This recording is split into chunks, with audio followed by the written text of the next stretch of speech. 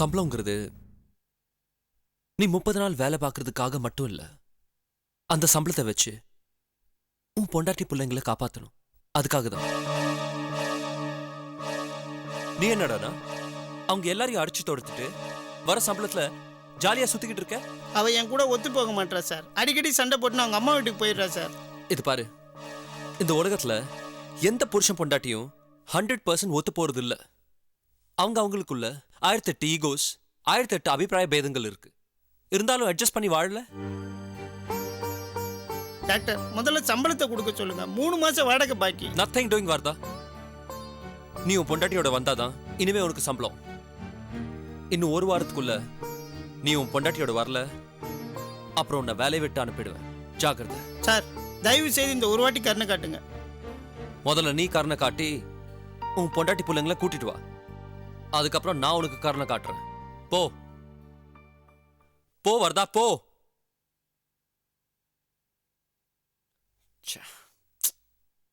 என்னங்க, இந்தாங்க பால்.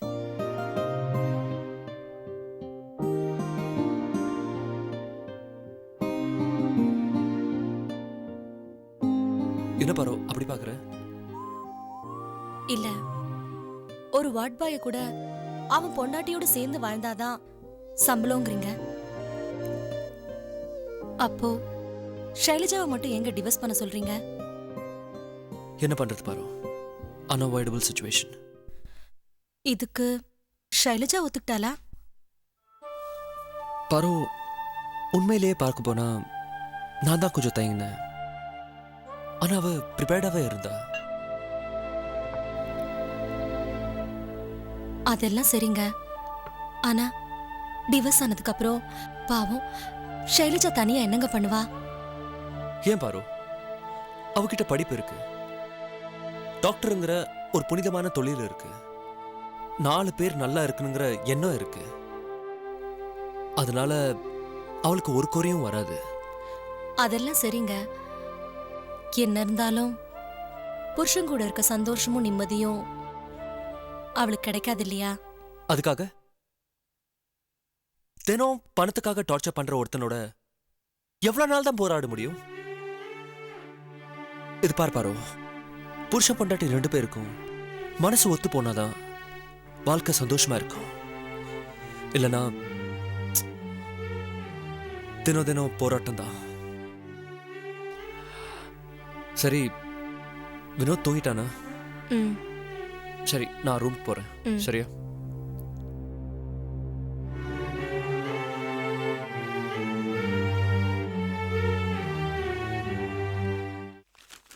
ராதா, ராதா. என்ன செந்தில், ரொம்ப அவசரமா ஓடி வர?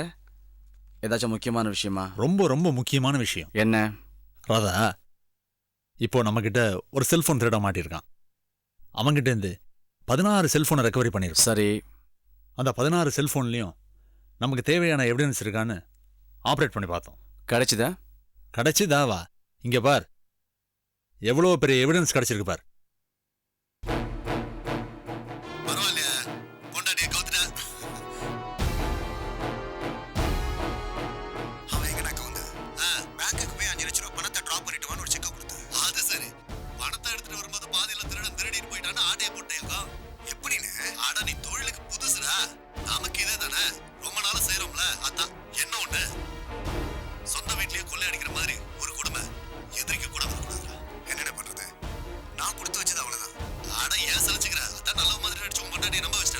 செந்தில், இவன் தேவராஜ் தானே? தேவராஜே தான். சரி, தேவராஜ் கிட்ட பணம் கொடுக்குறானே, இவன் யாரு?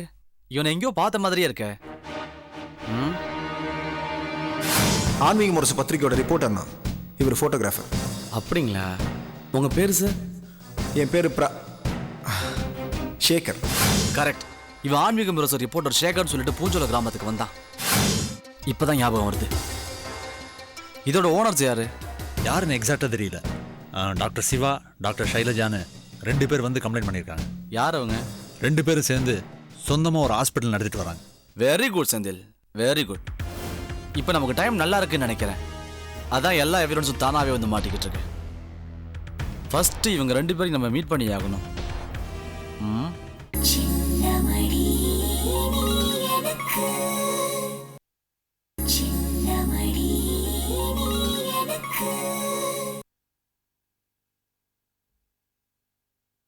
இல்லை மச்சே, உனக்கு தான் நான் இவ்வளோ நேரம் ட்ரை பண்ணிட்டு இருந்தேன். ஓகே. என்ன தல இங்கே வெளில கிளம்பிட்ட மாதிரி இருக்கு? ஆமாண்டா. ஏய் ஒரு 500 ரூபா இருந்தா கூட. 5 ரூபாய்க்கே வழி காணா 500 ரூபாய் கேட்குற? என் நிலைமையை பார்த்தியா? போன வாரம் வரைக்கும் நான் லட்சாதிபதி, இன்னைக்கு நான் 5க்கும் 10க்கும் பிச்சை எடுக்கிறேன். என்ன பண்றது? அன்னைக்கு கிளப்ல உன் பொண்டாட்டி வர்றது கூட தெரியாம எல்லாத்தையும் உளறி கொட்டி மாட்டிக்கிட்ட. நான் எங்கடா மாட்டினேன்? என்னை மாட்ட வச்சான்டா அந்த சிவா. அந்த தேவராஜ் மூலமா அவனுக்கு வச்சிருக்கேன்டா ஒரு செக்கு. அவனை மட்டும் என் ரூட்ல இருந்து கிளியர் பண்ணிட்டேன். அப்புறம் என் ஒய்ஃபோட கதி அதோ கதி தான். சார் சார்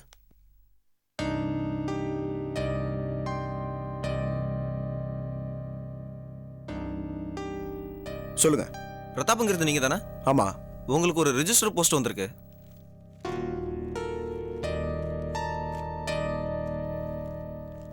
இதுல ஒரு சைன் பண்ணுங்க.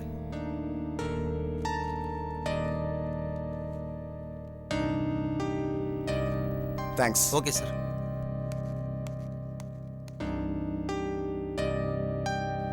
ஓகே மச்சே, ரொம்ப நேரம் பேசிட்டேன்னு நினைக்கிறேன். நான் அப்புறம் கால் பண்ணுறேன். ஓகே.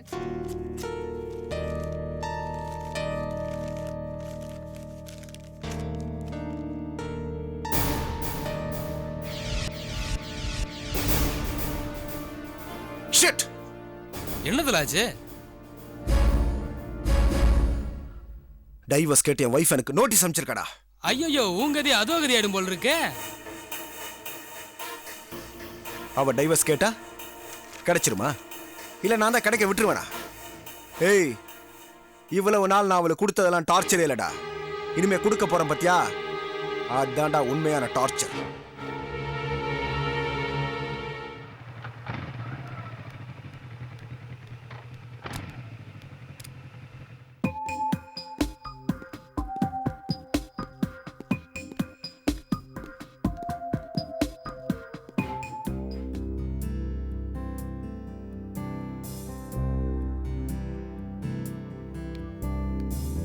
டாக்டர், உங்களை பார்க்க போலீஸ் ஆஃபீஸர் வந்திருக்காரு. என்ன பார்க்கவா? டாக்டர் சிவா சாரை தான் பார்க்கணும்னு சொன்னாங்க. அவர் இல்லைன்னு உடனே உங்களை பார்க்கணும்னு சொன்னாரு. சரி, வர சொல்லுங்க. Okay doctor.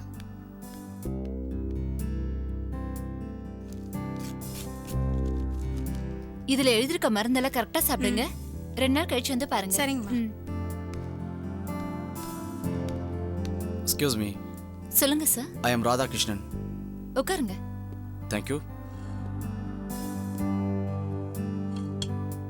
சொல்லுங்க சார், என்ன விஷயம்? இந்த செல்லு உங்களுக்கு தான் பாருங்க. ஆமா சார், இது எங்க சீஃப் டாக்டர் சிவாவோட மொபைல். இத காணோன்னு தான் போலீஸ் ஸ்டேஷன்ல கம்ப்ளைண்ட் கொடுத்திருந்தோம். இப்போ உங்க சீஃப் டாக்டர் வரலையா? அவர் ஒரு மீட்டிங் அட்டெண்ட் பண்றதுக்காக போயிருக்காரு. வரதுக்கு கொஞ்சம் லேட் ஆகும். சரி பரவாயில்ல. செல்லு ஒரு நிமிஷம் கொடுங்க.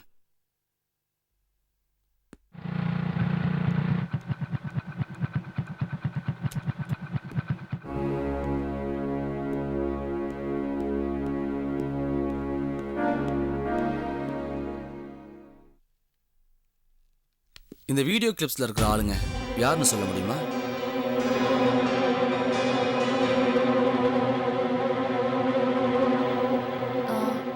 ஒருத்தர் என்னோட ஹஸ்பண்ட், இன்னொருத்தர் அவருக்கு தெரிஞ்சவர்.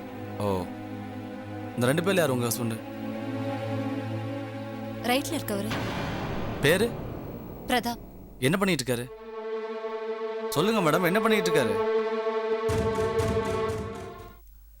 இத பாருங்க, எதுவா இருந்தாலும் என்கிட்ட மறைக்காம சொல்லுங்க. அப்பதான் நான் ஃபர்தர் ஆக்ஷன் எடுக்க முடியும். நான் ஃப்ராங்காவே சொல்றேன் சார். என்னோட ஹஸ்பண்டோட ஆக்டிவிட்டீஸ் எனக்கு பிடிக்கல. அதனால ரொம்ப நாளாவே எனக்கும் அவருக்கும் அண்டர்ஸ்டாண்டிங் சரியில்லை. சமயத்தில் அவருக்கு இல்லீகல் ஆக்டிவிட்டிஸ் இருந்திருக்கும். அதை தட்டி கேட்டவங்கள கொலை பண்ண வந்திருப்பாரு. இது விஷயமா நீங்க போலீஸ் ஸ்டேஷன்ல கம்ப்ளைண்ட் கொடுத்துருக்கீங்க இல்லையா? உங்க ஹஸ்பண்டுக்கும் ஒரு கூட பேசிக்கிட்டு இருக்க ஆளுக்கும் என்ன கான்டாக்ட் சொல்ல முடியுமா? சாரி சார், எனக்கு தெரியாது, தெரிஞ்சுக்க விரும்பல. இதை ஏன் நான் கேட்குறேன்னா, அவன் ஒரு பெரிய தாதா, நிறைய கிரிமினல் ஆக்டிவிட்டீஸ்லாம் பண்ணிக்கிட்டு இருக்கான். அவனை ஆதாரத்தோட பிடிக்கணுன்றதுக்காக தான் நாங்கள் ட்ரை பண்ணிக்கிட்டு இருக்கோம். Sorry sir, I am helpless. No problem. நான் உங்கள் ஹஸ்பண்டை மீட் பண்ணணும். எங்கே போனால் மீட் பண்ண முடியும்? அவருக்குன்னு தனியா எதுவும் ஆஃபீஸ் எல்லாம் கிடையாது. அப்படியே நீங்க கண்டிப்பா அவரை மீட் பண்ணணும்னா, அவர் அடிக்கடி இம்பீரியல் கிளப்புக்கு போவாரு. அங்க போனீங்கன்னா நீங்க அவரை மீட் பண்ணிடலாம். அது எங்கே இருக்கு? செனாய் நகர். ஓகே. உங்கள் ஹஸ்பண்ட் பிரதாப்பை பற்றியோ இல்லை கூட இருக்கிற இந்த ஆளை பற்றியோ ஏதாச்சும் உங்களுக்கு தகவல் கிடைச்சா உடனே எனக்கு ஃபோன் பண்ணி சொல்லுங்கள். என் கான்டாக்ட் நம்பர் எழுதிக்கிங்க. ஓகே சொல்லுங்க சார். 9840 9840 060 060 34. 34. ஓகே கண்டிப்பா சொல்றேன் சார். சார் இந்த மொபைலை நானே வச்சுக்கலாமா? ஓகே வச்சுங்க. Thank you sir. ஆனால் நீங்கள் எந்த ஸ்டேஷனில் போய் செல்லை காணும்னு கம்ப்ளைண்ட் கொடுத்தீங்களோ அதே ஸ்டேஷனுக்கு போய் செல்லு கிடச்சிருச்சுன்னு சொல்லி ஒரு அண்டர்டேக்கிங் லெட்டர் கொடுத்துருங்க. ஓகே சார் கண்டிப்பா கொடுத்துறேன். அப்புறம் இன்னொரு முக்கியமான விஷயம், ம் இந்த செல்லில் ரெக்கார்டாக இருக்கிற வீடியோ கிளிப்ஸ்லாம் நாங்கள் சிஸ்டத்தில் காப்பி பண்ணி வச்சுருக்கோம். இருந்தாலும் கொஞ்சம் நீங்கள் அரெஸ்ட் பண்ணாமல் பத்திரமா வச்சுக்கோங்க. ஓகே சார் நான் பார்த்துக்கிறேன். நெக்ஸ்ட் டைம் வரும்போது நான் சிவாவை மீட் பண்ணுறேன். Okay sir. வரேங்க. பை. தேங்க்யூ. தேங்க்யூ.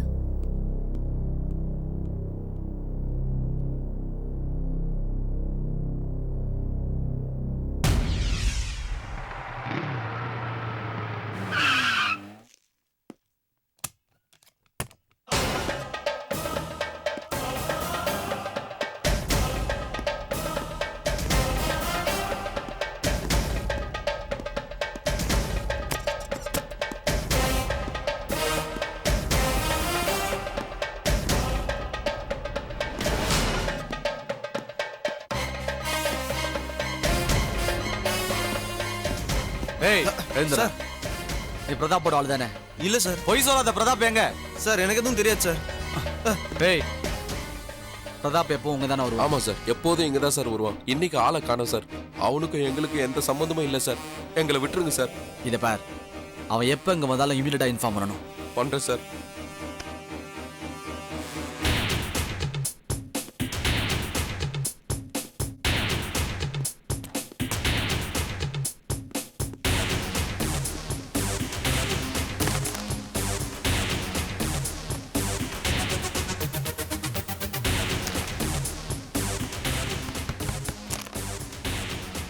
ஏய் பிரதாப்பா தான் இருக்கும், போய் கதவு திறப்போ.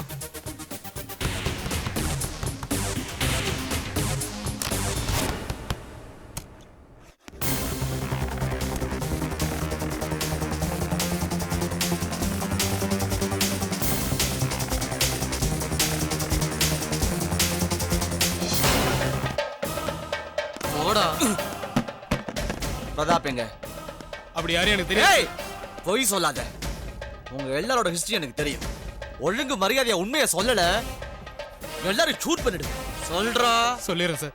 பிரதாப் பொண்டாட்டிக்கு அவனுக்கும் சண்டைங்கிறதுனால கொஞ்ச நாள் எங்க கூட தங்கியிருந்தான் சார். ஆனா இன்னைக்கு காலைல எங்க கூடயும் சண்டை போட்டு எங்கேயோ போயிட்டான் சார். சண்டை போட்டானே? எதுக்கு?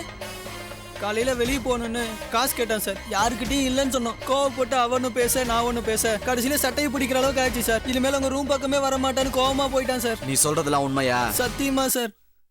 இதை பார், இதுக்கப்புறம் அந்த ரூமுக்கு வந்தா இமீடியட்டா எனக்கு இன்ஃபார்ம் பண்ணணும். அப்படி இல்ல ஒவ்வொருத்த மேலேயும் ஒரு கேஸை போட்டு தூக்கி எல்லாரையும் உள்ள உட்கார வச்சிருவேன். அப்புறம் உங்க லைஃபே ஸ்பாயில் ஆயிடும். ஜாக்கிரதை. சரி சார்.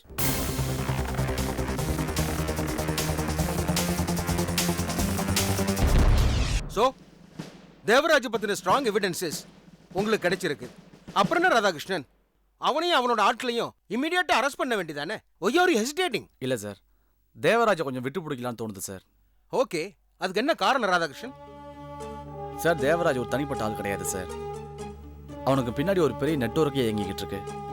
அது மட்டும் இல்லாம அவனோட இல்லீகல் ஆக்டிவிட்டீஸ்ல இன்டர்நேஷனல் லெவலில் நிறைய அக்யூஸ்டுங்க சம்மந்தப்பட்டிருக்காங்க சார். ஸோ தேவராஜ் மட்டும் இல்லாம அந்த டோட்டல் கேங்கையும் அரெஸ்ட் பண்ணும் அப்படின்னு நினைச்சேன். ஸோ அதுக்கு இப்போ நம்மகிட்ட இருக்கிற எவிடன்ஸ்லாம் பத்தாது சார். ஸ்ட்ராங்கான எவிடன்ஸ் கிடைச்சதும் அவங்க எல்லாரையும் அரெஸ்ட் பண்ணலாமேன்னு தான் தேவராஜை விட்டு வச்சிருக்கேன் சார். நீங்க சொல்றது எனக்கு புரியுது ராதாகிருஷ்ணன். ஆனா தேவராஜ அதிக நாள் வெளியில விட்டு வச்சிருக்கிறது அவ்வளவு நல்லது இல்ல. அதையும் நீங்க கவனத்துல வச்சுக்கோங்க. இல்ல சார், தேவராஜ் ஆட்டோலான்னு கொஞ்ச நாளைக்கு தான். நான் போட போற பிளான்ல தேவராஜ் அவன் சம்மந்தப்பட்ட ஆட்களும் ஸ்ட்ராங்கான எவிடன்ஸோட கூடிய சீக்கிரம் என்கிட்ட மாட்டுவாங்க சார். ஓகே, அந்த பிரதாப் அவன் ஒய்ஃபை என்கொயரி பண்ணதில்ல. அவங்க சொன்ன தகவலை வச்சு அவன் டெய்லி போய் கார்ட்ஸ் ஆடுற கிளப்பு, அவன் போற ஃப்ரெண்ட்ஸ் ரூம் எல்லா இடமும் தேடி பார்த்தோம் சார். அவன் கிடைக்கல. இப்போ அவன் இன்ஸ்பெக்டர் செந்தில் ட்ரேஸ் அவுட் பண்ணிக்கிட்டு இருக்காரு. கூடிய சீக்கிரம் அவன் கிடைச்சிருவான் சார். அவன் கிடைச்சிருவான்னு சொல்றதை விட அவன் கிடைச்சிட்டான்னு சொல்றது தான் உங்ககிட்ட இருந்து நான் எதிர்பார்க்கிறேன் ராதாகிருஷ்ணன். சீக்கிரமே சொல்லுவேன் sir. Okay, see you tomorrow. Okay, thank you sir.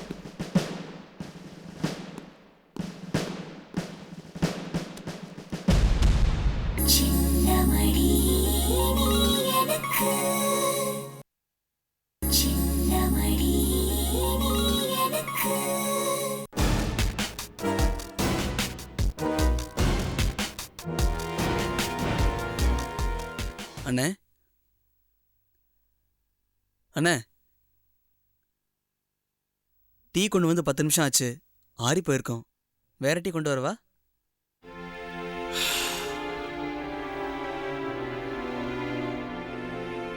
நீ டீ கொண்டு வந்ததே மறந்துட்டேன்டா. இப்பெல்லாம் என் நினைப்பு என்கிட்டயே இல்லடா, அது எங்கேயோ சுத்துது. என்ன அறியாம நானும் அது பின்னாடியே போயிட்டு இருக்கேன். நீங்க இவ்வளவு பேர் என்ன சுத்தி இருக்கீங்க, ஆனாலும் நான் தனியா இருக்கிற மாதிரியே இருக்குடா. என் தம்பிங்க 2 பேர் என் கூட இல்லாதது யாருமே என் கூட இல்லாத மாதிரியே இருக்குடா. சாவுக்கு ஒருத்தன், சட்டத்துக்கு ஒருத்தன்னு அநியாயமா 2 தம்பிங்களை பழி கொடுத்துட்டு இப்ப நான் அனாதை ஆயிட்டேன்டா. இந்த இழப்ப என்னால தாங்க முடியல. என் தம்பிகளை தவிர வேற எதுவுமே என்னால நினைக்க முடியலடா. அண்ணே, உங்களுக்கு தெரியாத ஒன்றும் இல்லை. நடந்ததே நினச்சி வருத்தப்பட்டு இருந்தா என்னென்ன ஆக போகுது? நடக்க வேண்டியதை பற்றி யோசிங்கண்ணே.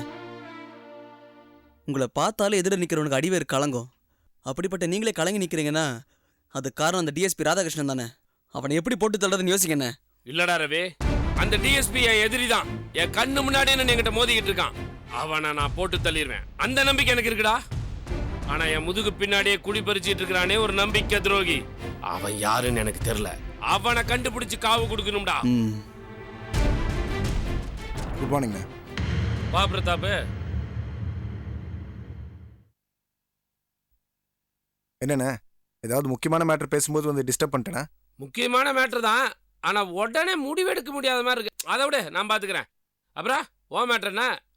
பாயா உன் பக்கம் தலை வச்சு படுக்க மாட்டேன்னு சொல்லிட்டானா? எங்கண்ணே, என் ஒய்ஃபை தூண்டி விட்டு டைவர்ஸ் கேட்டு எனக்கு வக்கீல் நோட்டீஸ் அனுப்பிச்சான். சின்னதா பயப்படுத்தணும் பச்சை பிள்ளை மாதிரி அழுது விட்டான். அவன் போய் இவனை மிரட்டி பொண்டாட்டியை பிரைன் வாஷ் பண்ணி நோட்டீஸ். நான் ஏனே போய் சொல்ல போறேன், நீங்களே பாருங்க. இந்த நோட்டீஸ் எடுத்துக்கிட்டு நியாயம் கேட்கலான்னு என் ஒய்ஃபை பார்க்க ஹாஸ்பிட்டல் போயிருந்தேன். அங்க எனக்கு இன்னொரு ஷாக் காத்துக்கிட்டு இருக்கு. டிஎஸ்பி ராதாகிருஷ்ணன் என் ஒய்ஃப் கிட்ட என்கொயரி பண்ணிட்டு இருந்தான். யாரை பத்தி? நம்மளை பத்தி. என்ன விசாரிச்சுட்டு இருந்தான்? என்னன்னு சொல்றது? நீங்களும் நானும் பேசுறது அந்த சிவா செல்போன்ல ஷூட் பண்ணா. அதை ஒய்ஃபை தொலைச்சிட்டாலே நான் ரொம்ப சந்தோஷமா இருந்தேன். இப்போ நம்ம கேட்ட நேரம் அது போலீஸ் கையில கிடைச்சிருக்கு. அதுவும் டிஎஸ்பி ராதாகிருஷ்ணன் கையில கிடைச்சிருக்கு. எப்படா நம்மள உள்ள தள்ளான அவன் காத்துக்கிட்டு இருக்கா. லட்டு மாதிரி ஒரு எவிடன்ஸ் கிடைச்சா சும்மாவா இருப்பான்? என்கொயரி ஆரம்பிச்சிட்டானே. விடக்கூடாதுடா, அவனை விடவே கூடாது. அவனுக்கு ஒரு சின்ன நூல் கிடைச்சா போதும், செலந்தி மாதிரி எச்சில்லையே வலை பின்னி நம்மள உள்ள தள்ளிடுவான்டா. அதுக்கு முன்னாடி அவனை நம்ம போட்டு தள்ளிடணும். அதை கூடிய சீக்கிரமா செய்யுங்க. செய்றேன். அவன் நமக்கு ரொம்ப பக்கத்துல இருக்கான். விட்டோம் நம்ம மேல கை வச்சிருவான். அப்புறம் இன்னொரு முக்கியமான விஷயம், பூஞ்சோல கிராமத்துல கோயில் நகையை நான் கொள்ளடிக்க போயிருந்தப்ப சங்கரன்ற பேர்ல அங்க பரிசல் ஓட்டிட்டு இருந்தது இந்த டிஎஸ்பி ராதாகிருஷ்ணன் தான். அவன் என்ன நல்லா பார்த்திருக்கான். கண்டிப்பா அவனுக்கு என் முகம் மறந்துருக்காது. இப்ப கிடைச்சிருக்க வீடியோ கிளிப் எவிடன்ஸ் பூஞ்சோல கிராம இன்சிடென்ட்னு ரெண்டுத்தையும் கனெக்ட் பண்ணி ஸ்டெப் ஸ்டெப்பா என்ன ட்ராப் பண்ணானா கடைசியா அவன் உங்ககிட்ட தான் வந்து நிப்பான். வரட்டும்டா. அவனோட கடைசி நாள் அவன் தீர்மானம் பண்ணிட்டு என்கிட்ட வரட்டும். அவனை போட்டு தள்ளிட்டு என் தம்பி குணாவை நான் வெளியே எடுத்துட்டு வரேன். அதை கூடிய சீக்கிரமா செய்யுங்க. நீங்க இதை என்னைக்கு செய்றீங்களோ அன்னைக்கு தான் நமக்கெல்லாம் நிம்மதி. அது வரைக்கும் நீயே எங்கேயும் அனாவசியமா வெளியே அலைஞ்சிடாத. அவன் உன்னை பார்த்துட்டா எனக்கு தான் ஆபத்து. அப்படி ஆபத்துல நானும் மாட்ட மாட்டேன், உங்களையும் மாட்ட விட மாட்டேன். நான் வரேன்.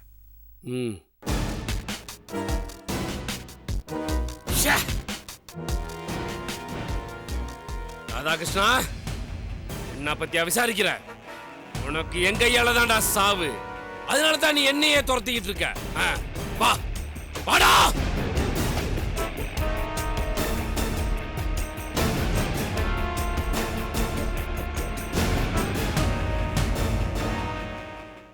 அகல் விளக்கின் அடியினிலே நிழலாக இருள் இருக்கும். அனுபவத்தின் மறுபுறத்தில் சுகமான துயர் இருக்கும். அகல் விளக்கின் அடியினிலே நிழலாக இருள் இருக்கும். அனுபவத்தின் மறுபுறத்தில் சுகமான துயர் இருக்கும். என் அறையின் ஜன்னல் திரைகளிலே உன் அழகு பருவம் படபடக்கும். உன் பாத கொலுசின் அசைவினிலே என் நெஞ்சம் விழுந்து துடி துடிக்கும்.